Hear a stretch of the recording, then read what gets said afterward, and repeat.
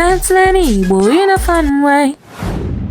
The Igbo verb weta, pronounced weta, weta, weta, with the first syllable sounding like the word wet, wet, but without pronouncing the ending T sound.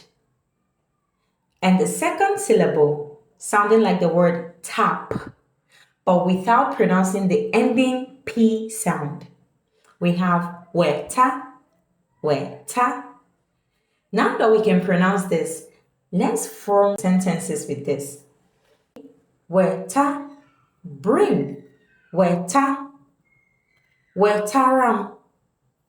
Wetaram, bring for me. Wetaram. Now let's add an object to it. Wetaram aqua. Wetaram aqua. Bring clothes for me. Wetaram aqua. Let's add another object. Wetaram ngaji. Wetaram ngaji. Bring spoon for me. Wetaram ngaji. Now, how do you say bring plates for me? If you know the answer, kindly leave it in the comments. Dalo.